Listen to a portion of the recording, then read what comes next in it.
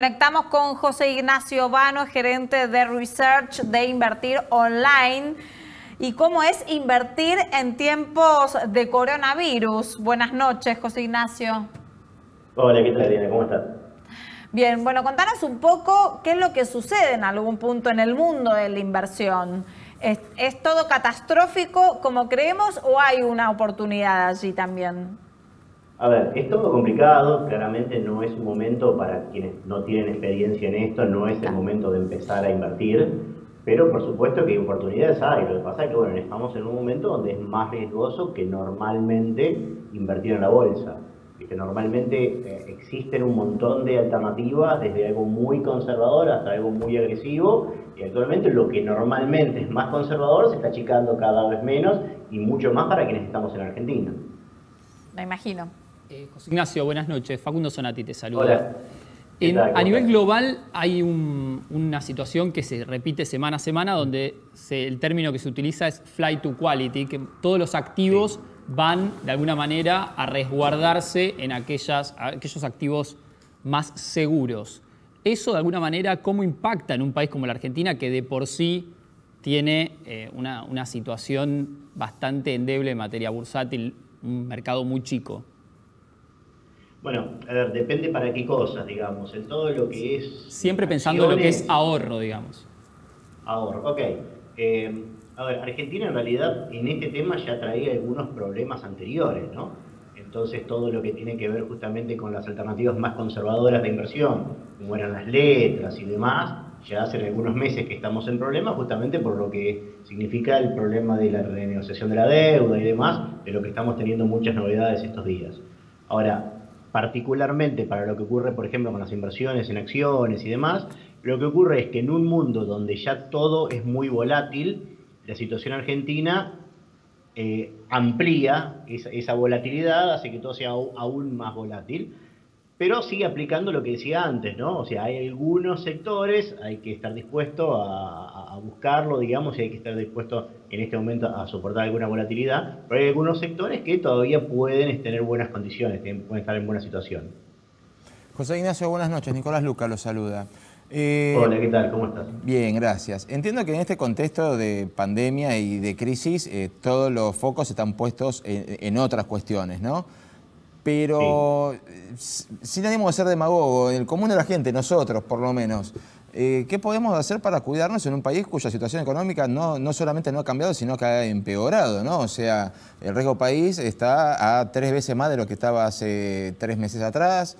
El dólar pegó otro salto en todas sus cotizaciones y parece que la única medida de ahorro que están tomando algunos imprudentes es papel higiénico. O sea, ¿qué podemos hacer nosotros para protegernos de algún modo? No digo capacidad de ahorro, pero para no perder más de lo que ya tenemos. A ver, los argentinos un poco, lamentablemente, la receta ya la tienen porque ya hemos pasado por situaciones así. El riesgo país está el triple de lo que estaba, como decís vos, pero la verdad es que el riesgo país arriba de 1.500 puntos, verdaderamente, da lo mismo cualquier cosa, porque estás afuera del mercado igual. Sí. Solamente que esté más cerca de 1.000, 1.500 puntos te da una sensación de que estás más cerca de volver a entrar al mercado. Porque esté en 3.000, esté en 4.000, en los fines prácticos te da lo mismo. Sí que podés hacer para cuidarte, y bueno, obviamente protegerte en moneda dura, hay alternativas para comprar dólares, como los $200 que te permite el gobierno, como lo que es el dólar MEV, que es la operatoria con bonos, una compra y venta de bonos en el momento, y entonces terminás adquiriendo dólares. Digamos, tenés algunas alternativas, y así como dijeron el flight to quality, recién usaron esta figura, hay otra frase también trillada que es cash is king, o sea, en este momento estar líquido, estar en efectivo y por supuesto en moneda dura es lo que se debería priorizar para después rápidamente poder tomar posición y aprovechar el rebote que seguramente vendrá después de esta crisis. Ahora, José Ignacio, en algún punto la Argentina, como venían mencionando recién, ha pasado por muchísimas crisis. El contexto igual de ciertos países del mundo era de certidumbre y ahora es de incertidumbre. La variación es constante, es día a día, no se sabe cuál va a ser el resultado de la economía. ¿Puede el coronavirus, que figurativamente podemos decir que infectó a toda la economía mundial, cambiar el sistema económico del mundo? La verdad que es un ejercicio interesante, de hacer. No sé si estoy en capacidad de hacer un análisis tan profundo en este momento y que en este tiempo, pero sí la verdad que es un cambio de paradigma. Claro. Te voy a dar un ejemplo. Nosotros en mi empresa, en Invertir Online, somos 100 empleados. Desde el lunes pasado estamos todos trabajando desde nuestra casa. Y estamos en medio de una mudanza, justamente. Tomamos un montón de gente nueva, estamos pasando de una oficina más chica a una más grande.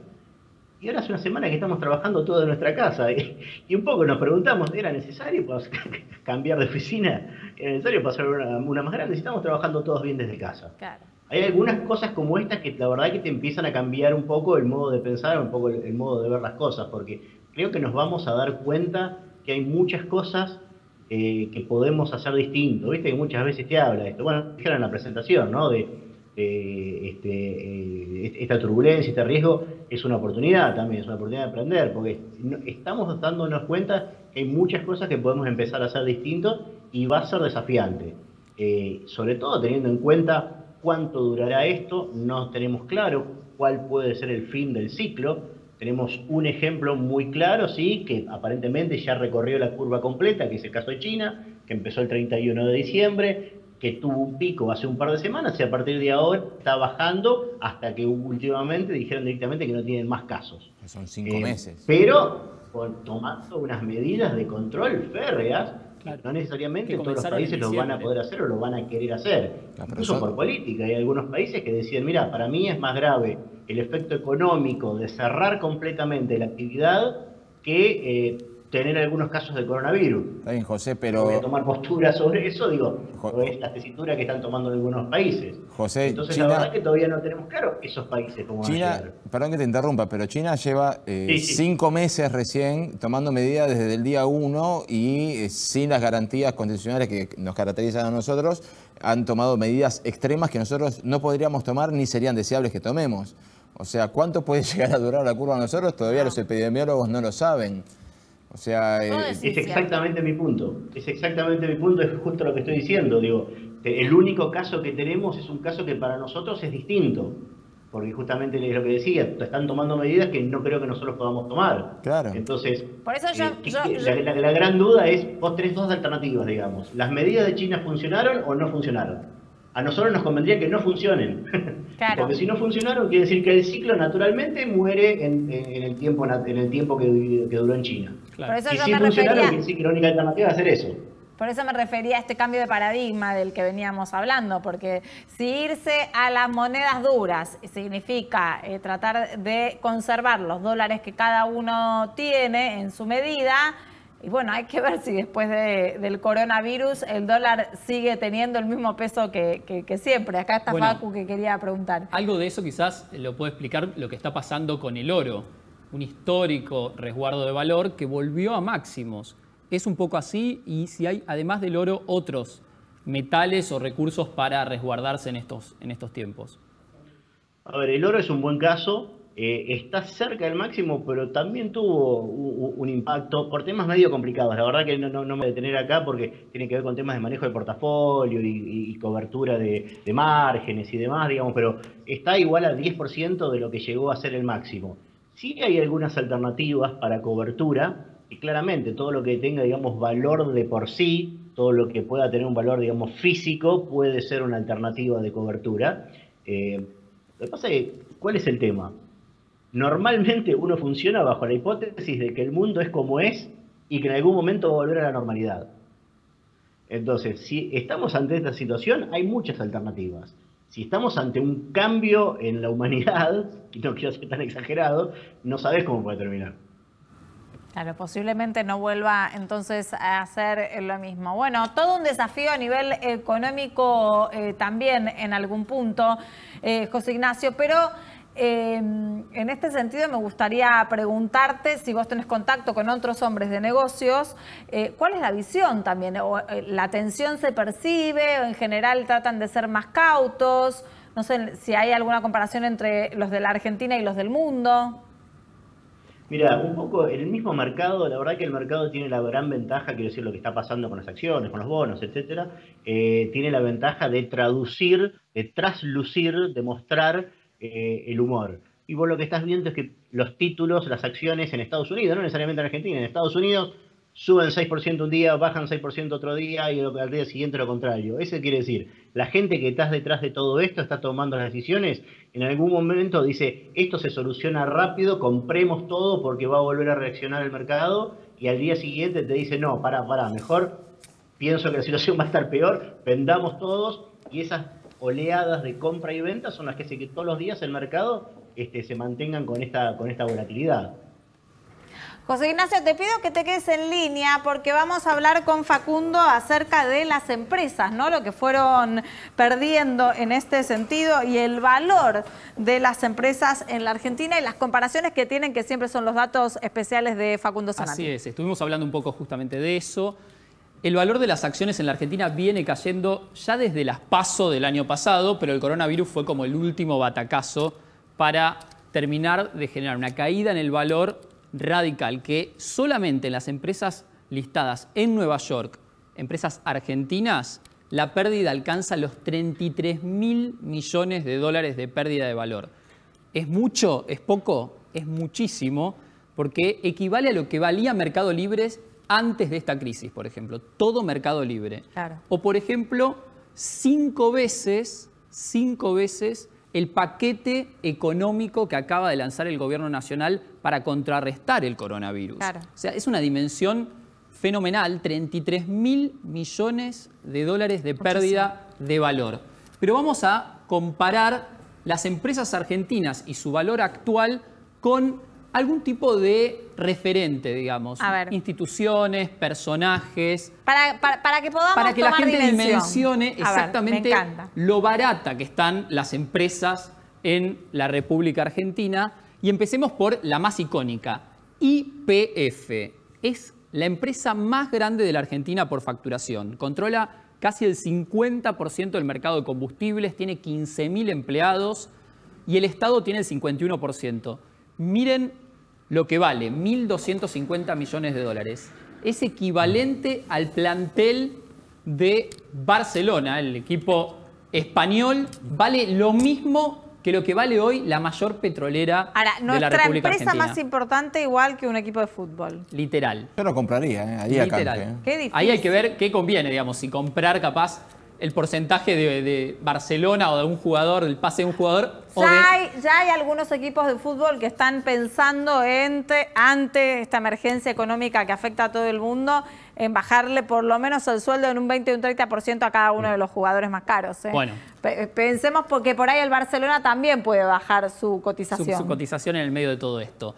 ¿Qué pasa con Ledesma, el mayor productor de azúcar de la República Argentina, histórico de la familia Blaquier Arrieta? Tiene 40.000 hectáreas de caña de azúcar en Jujuy. Controla un sexto del mercado. Tiene 8.000 empleados. Tiene campos también en la provincia de Buenos Aires y en Entre Ríos. Otras 50.000 hectáreas. Solamente en campos tiene una superficie equivalente a más de 4 veces la capital federal.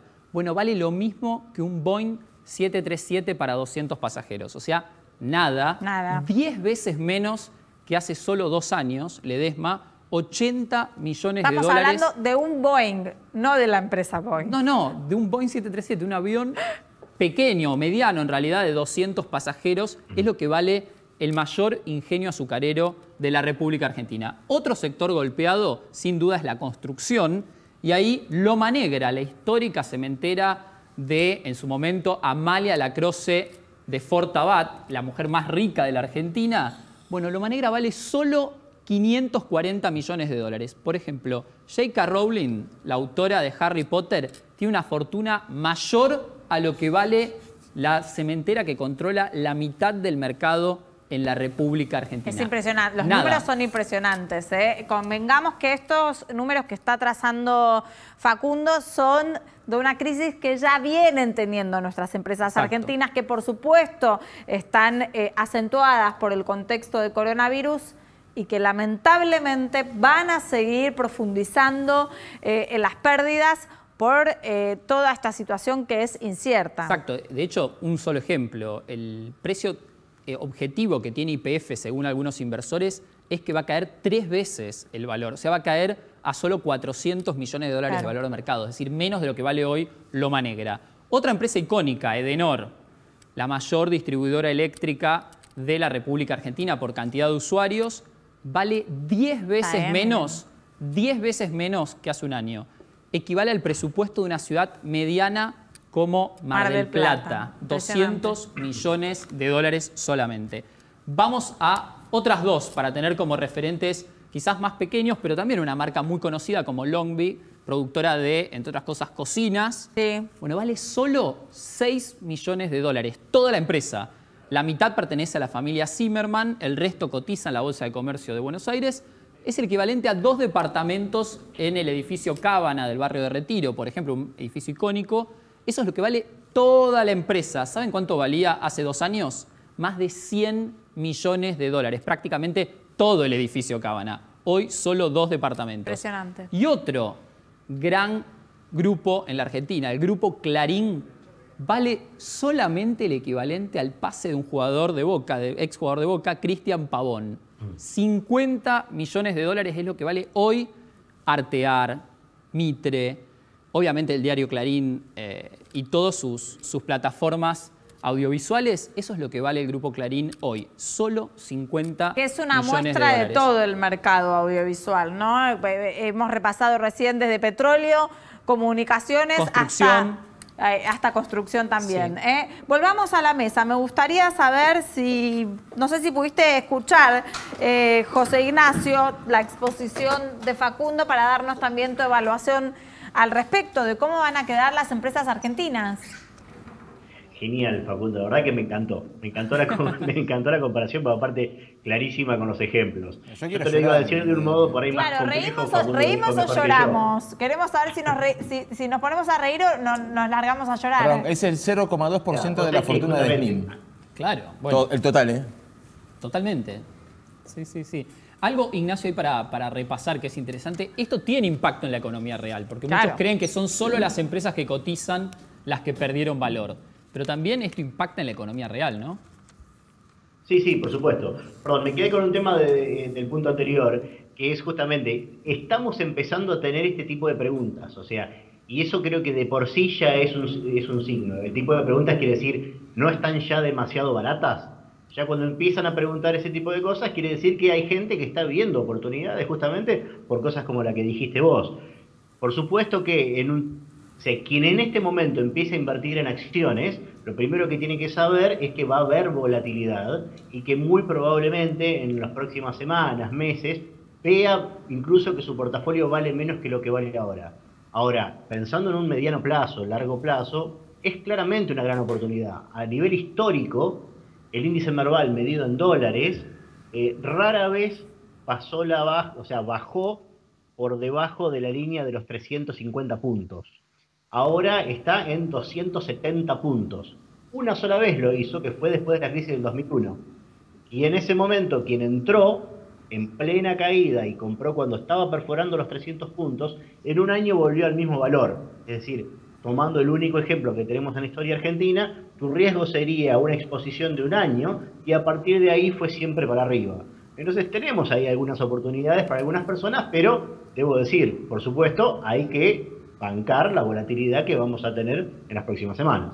José Ignacio, sin intención de ser dramática, ¿no hay alguna variable de la economía que nos esté destruyendo? Mira, hay algunas cosas, hay sectores más que variables. La farmacéutica. Hay algunos sectores que incluso hasta se beneficiaron. ¿Cuáles? Y bueno, todo lo que tenga que ver, por ejemplo, digamos primero lo neutro. ¿Qué cosas se pudo mantener neutro? Y todo lo que es economía del conocimiento, todo lo que sea fintechs, empresas tecnológicas, que todas esas están trabajando normalmente y muchas veces el producto que generan es un producto también digital, con lo cual todo ese comercio normalmente no tiene problemas. Incluso algunos llegaron a beneficiarse. Bueno, el caso que siempre se habla es de Netflix. Justamente, plataforma de streaming, están todos en la casa, no da abasto el ancho de banda, la capacidad de internet en Argentina por el consumo que hay. Algunas otras empresas grandes, estoy diciendo por ejemplo de Estados Unidos, Amazon te vende los ebooks, con lo cual estás comprando libros desde tu casa. Tiene una plataforma Amazon Prime similar a la de Netflix. Nos va a forzar también a tiene- repensar los negocios, me imagino, incluso las inversiones. Nosotros teníamos un modelo económico de diferentes gobiernos en los últimos años basados en la promesa de vaca muerta. Bueno, no se sabe qué va a pasar después de todo esto, si realmente va a poder dar las riquezas a tiempo de lo que necesita el país.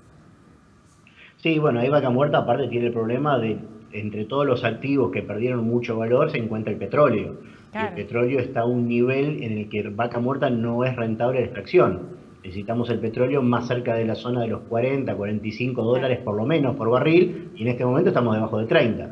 Entonces ya es otra alarma esa para Argentina. Bueno, José Ignacio, muchísimas gracias por este contacto. No, por Buenas favor, noches y quédate en casa, para resguardarte. Buenas noches. Vamos a un corte y cuando volvemos vamos a intentar hacer una comunicación con Italia. Es uno de los lugares donde se están viviendo situaciones dramáticas. Los números son realmente alarmantes en cantidad de víctimas. Todos los días se supera. Ya venimos.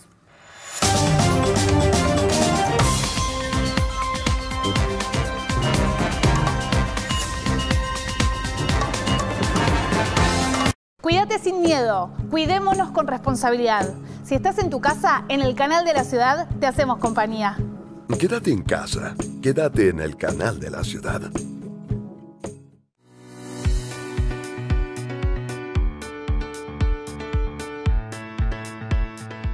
¿Cómo podemos evaluar la pertinencia y la calidad de la información que estamos buscando? Una manera es entrando a los sitios, fichando, haciendo fichas sobre los sitios a los que entramos y dejando registro del historial de la búsqueda. De ese modo podemos volver cada vez que lo necesitemos y podemos decidir qué sitios nos sirven y cuáles no. Recuerden que en Internet no hay solo textos, también hay imágenes, sonidos y otros materiales interactivos. Les propongo que hagan una búsqueda y que registren de ese sitio donde buscaron el link, quién es el autor y que puedan calificar de 1 a 10 cómo les resulta el sitio al que entraron, si es interesante, si es pertinente, si les sirve o no. Algunos criterios de calidad pueden ser quién es el autor, si el sitio está actualizado, si los textos se corresponden con las imágenes. Ustedes pueden agregar más criterios de calidad, todos los que necesiten, en función de la búsqueda que estén en ese momento.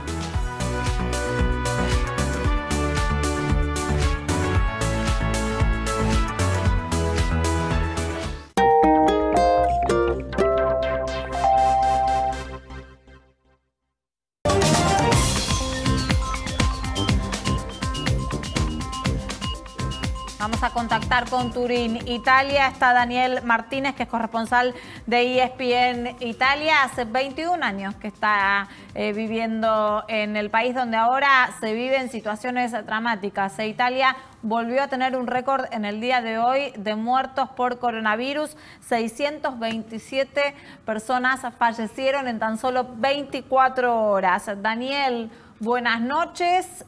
Aquí te saludamos desde la ciudad de Buenos Aires. Nos gustaría que nos cuentes cuál es la situación y cómo se vive en estos momentos día a día en Italia. ¿Qué tal, Diana? Qué gusto saludarte. En realidad se vive mal porque la angustia no puede reemplazar la vida diaria. Se vive encerrados, cada uno en su casa y dentro de la propia casa tomando la distancia necesaria para tratar de evitar cortar el contagio. Un contagio que, como bien dijiste, marca el día más negro en la jornada de hoy, además de la cantidad de muertes que es francamente desoladora, 627 decesos, hay 5.968 contagiados más en solo 24 horas. Y un dato que por ahí no aparece en tantos lados, pero que creo que tienen que tener en cuenta. Hoy fallecieron 4 médicos, en total van 17. Durísimo. Y son 3.359 los médicos contagiados. Esto es para verdaderamente erizar la piel. Es significativo lo que mencionas de los médicos porque ellos también toman todos los recaudos a la hora de estar atendiendo y da un poco de información de la velocidad que va teniendo el virus y el contagio que está teniendo. ¿Hace cuánto que ustedes están encerrados en casa? Este es el día 11. El que está terminando, el que acaba de terminar aquí es el día 11 del encierro. Yo me he tomado el trabajo de poner en 2 líneas cómo evolucionó rápido esto. El 11 de diciembre tuvimos el primer caso en Wuhan. Entre el 21 y el 22 de febrero llegaron los 2 primeros contagiados a Italia. El 4 de marzo se decretó un pequeño cierre. Del 7 al 8 de marzo, es decir, después de 20 días, tuvimos el primer decreto que limitaba los movimientos en la zona roja. Un día después, el 9 de marzo, toda Italia se convirtió en zona roja o zona protegida, como la llamó aquí el primer ministro. Desde el 9 de marzo eso sucedió y a partir de ese momento, en aquel momento, el 6 de marzo había 197 muertos, el 24 de febrero había 7 muertos, es decir, que habían pasado prácticamente 10 días, 12 días y ya había hecho un salto notable la cantidad de fallecidos. Pero desde el 6 de marzo a hoy pasamos de 197 fallecidos a 4.032, con 2.665 personas en terapia intensiva. Se vive con las calles vacías, se vive con la gente aterrada, porque se sabe que las personas que más sufren esto son los que tienen más de 65 años. Un gran porcentaje de este país, de la población de este país, está conformada por gente de esa edad. Daniel. Entonces es evidente que se siente. Los que estamos debajo de esa edad o los más jóvenes tienen además la preocupación de no ser ellos los que llevan el virus que puede terminar con la vida de alguno de sus seres queridos. Daniel, entonces la situación es fuerte y en los hospitales están verdaderamente colapsados. Al borde del colapso. Sí. Daniel, te hago una consulta en base a los números que acabas de dar, en base a las fechas que acabas de dar. Es fácil hablar con el diario del lunes, nosotros estamos corriendo con la ventaja de que vamos viendo la prueba y error, los aciertos y errores de los que ya están pasando por esta situación. Pero si vos llevas 11 días de aislamiento y esto empezó hace ya un tiempo con muertos y todo, ¿no da la sensación de que el gobierno minimizó la situación en un principio o tomó demasiado tiempo para decretar un aislamiento general? Viendo ahora los resultados, probablemente tengas razón. En aquel momento, incluso parecían exageradas las medidas que se tomaban, porque si uno va a mirar las estadísticas de lo que aquí se llama influencia, que nosotros llamamos gripe, una gripe fuerte, produce una cantidad de contagiados y incluso de decesos superior a la que en este momento estamos contabilizando. El problema es que no genera ningún tipo de colapso ni de pánico porque se sabe cómo curarlo, porque hay medicamentos y muchas veces telefónicamente el médico de familia le dice a la persona que se tome tal o cual jarabe, tal o cual antibiótico, tal o cual remedio. Esto no se puede hacer con el coronavirus. Es muy contagioso, se desarrolla con una enorme rapidez una vez que se instala. Tiene unos de 6 como mínimo a 12 días como máximo de incubación, en la que uno está contagiando, el que tiene el virus está contagiando a los demás sin tener el más mínimo síntoma. E incluso hay un 8% de los enfermos que pasan todo el arco de la enfermedad sin darse cuenta que la han tenido, solo contagiando a los demás. Son los famosos asintomáticos. Daniel, es el primer día de la cuarentena obligatoria en la Argentina. En estos 11 días, ¿cómo evolucionó el comportamiento de la gente en Italia? ¿El primer día se resguardaron totalmente o fue de alguna manera espaciado o a lo largo de los días tomaron dimensión y se fueron realmente quedándose en sus casas? Los primeros días corría la gente del norte al sur. Sabes que aquí mucho de la gente que trabaja en el norte proviene originalmente del sur.